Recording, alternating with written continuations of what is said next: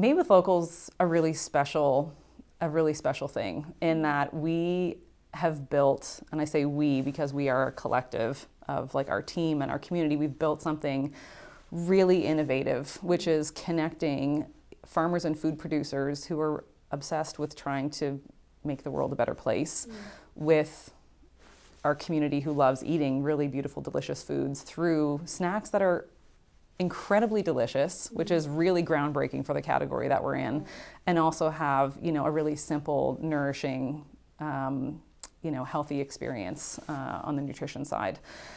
There's so many individual components of that haven't existed in the snack foods category to date, and we're pulling all of these pieces together to create a product that hasn't existed in this way. And we've done it right here in the Maritimes, which has been incredible. And I'm really proud of us in that through our journey from the farmers market all the way now into 3,000 retailers across Canada, we've never compromised on those values. Like, I'm stubborn as heck about the intense parameters we put around sourcing the best possible ingredients and having the best possible taste and nutrition. And you know, at times that slowed us down. It has slowed our growth down over time, but sticking to our values has been something that we've been very convicted to do. And it's, you know, as I knew it always would, it's starting to pay off. So I'm the CEO and founder, which means I've worn every single hat in this business at different times, sometimes reluctantly, sometimes enthusiastically.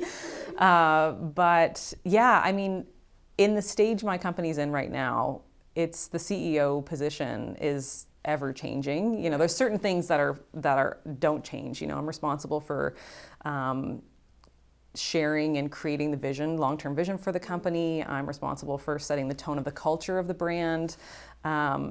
Big high-level stuff. But the day-to-day for me has shifted like almost every 6 months for like many years, based on my, you know, thankful ability to start bringing really smart people into the business to deal with the things that I know I'm less skilled at. So, you know, we're a team of 12 now. This time last year we were 5.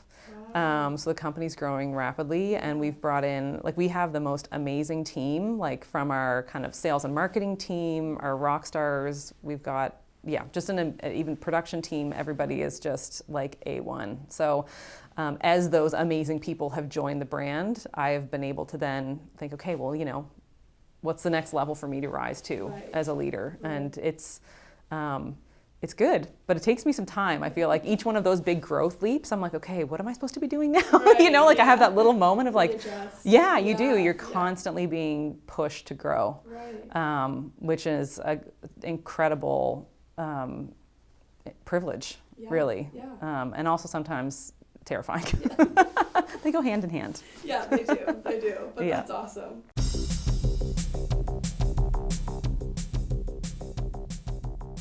Yeah, so I went to the largest high school in PEI. It's called Charlottetown Rural High School, or the Rural, as it is known. It has a huge catchment area from like, I don't know, like probably 45-minute drive in every direction around, or in certain directions around Charlottetown. So there's about, how many kids were in our high school? I don't know, 1,200 kids, 1,400 kids, so good size. Our graduating class was like 350 kids. So a decent sized school, especially for PEI. And it was a relative, so the school had existed, you know, my parents went there, but it had recently undergone a big renovation, and we were one of the earlier classes to go into the like new build. And it had a really, I think, for, you know, 20 years ago, I graduated in 2003, it had a really amazing assortment of classes to take. It wasn't just like even straight in through grade 12, you know, science, calculus, you know, the basics. Like I took classes like conservation and winter survival and like all of these like different, that was a module within conservation. We had to, anyway. Okay, so that wasn't its own class, but still cool. But there was, a lot of really interesting like science electives, which was where I went big time. I'd like tripled down on science because that was my happy place. But I took some, I think there was like oceanography was a class that I took, obviously like, you know, there was a lot of cool stuff. Nice. I don't remember there being an entrepreneurship class, if I'm being honest, but I probably wouldn't have taken it Honestly, even if it didn't, because that just wasn't where my head was at. It wasn't on my radar. It wasn't in my like sphere of consciousness at all at that point in my life. Yeah. At that point in your life, did you see your life, like, was there like a career path that you were kind of focused on? Yeah.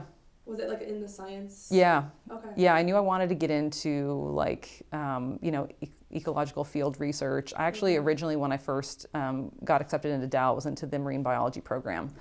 But story was with that there was, lots of people trying to get into that program and not that many jobs. So I switched into environmental science with a major in ecology. But I always knew that's where I wanted to go with it, into the sustainability field, but more on like the science side. It's okay. Depends.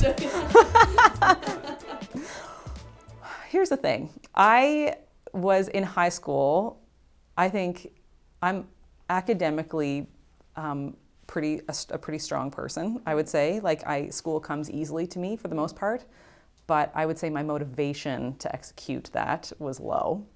So I ended up being like the kid in like advanced chem and advanced bio and advanced calculus, where my teacher would be like, Sheena, if you come into this class smelling like cigarettes one more time, you're gonna be in shit. And I would be like, okay, because I knew I had the potential, but I was too busy hanging out in the parking lot with my friends and like partying on the weekends and just being, like I said, like a bit of a menace. Right.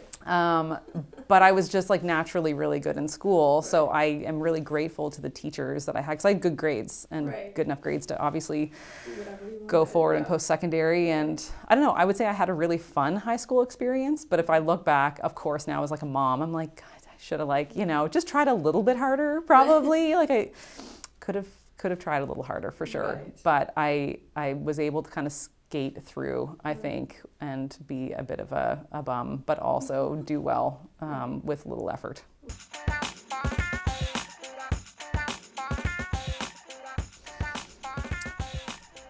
Yeah, I think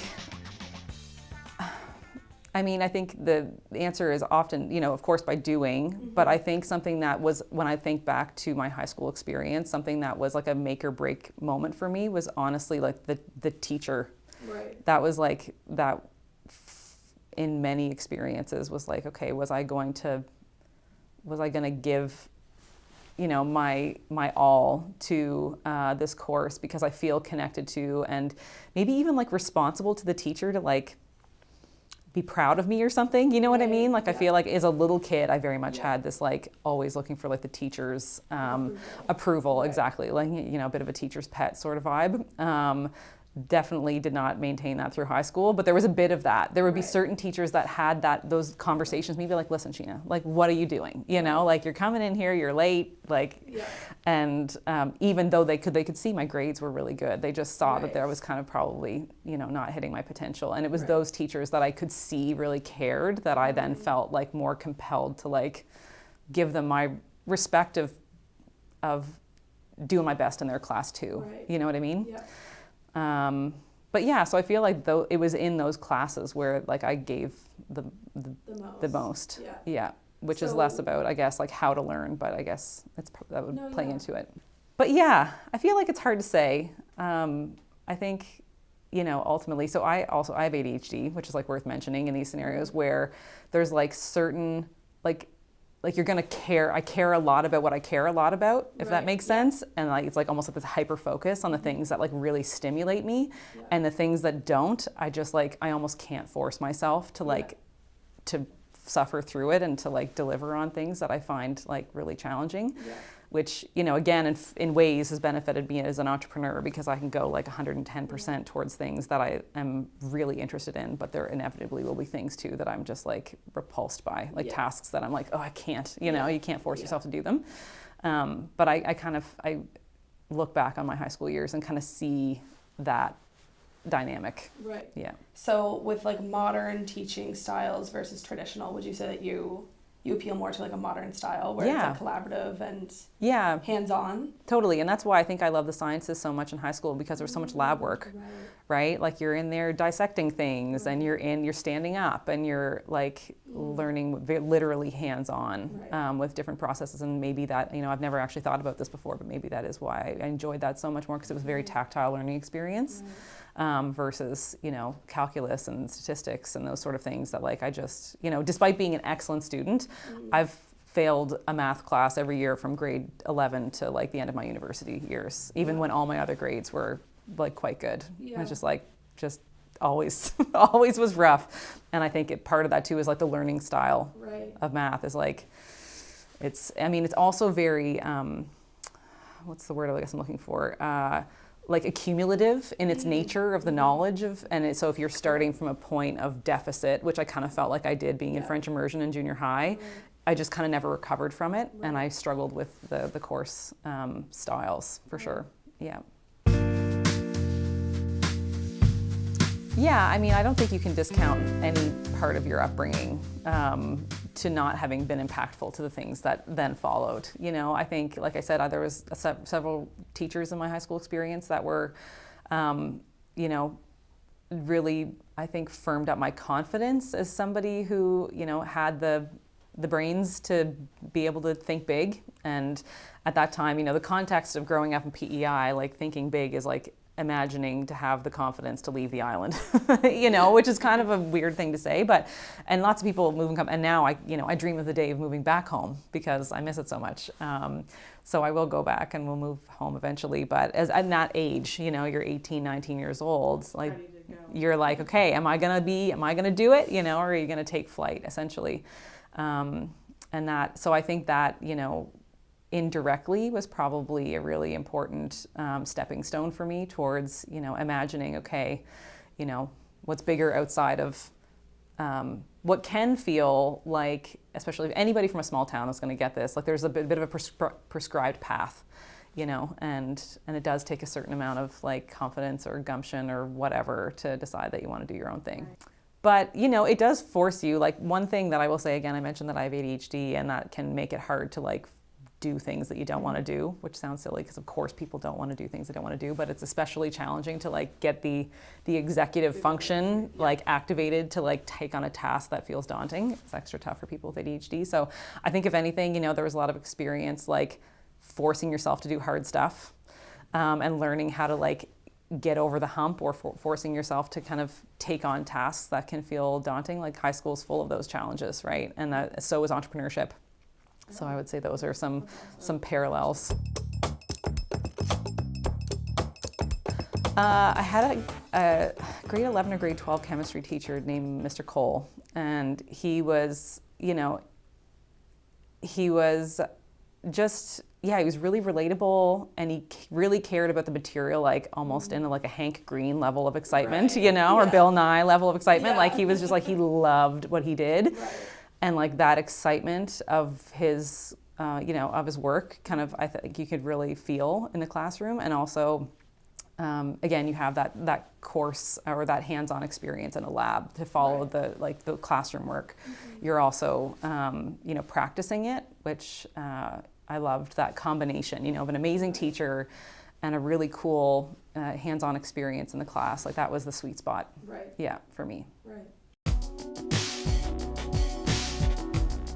Okay, I'm putting myself back in the seat of like 17-year-old me or 16-year-old me. And I think and maybe this is what entrepreneurship classes are doing now, right? They're encouraged to do is like to build business in the class, right? And that's something that I think back as being like a really cool way to potentially encourage young people to put their head in that space, like some of the most successful entrepreneurs didn't ever think twice about becoming an entrepreneur until they actually were. They didn't get an MBA. They didn't do it in school. Like it came from their passion that they then in turn happened to be able to find the, business acumen or surround themselves with people to help like commercialize that idea. But also on the flip side, of course, there's very successful business people who have taken the more academic route. That was not my journey at all, so I can't really speak to that.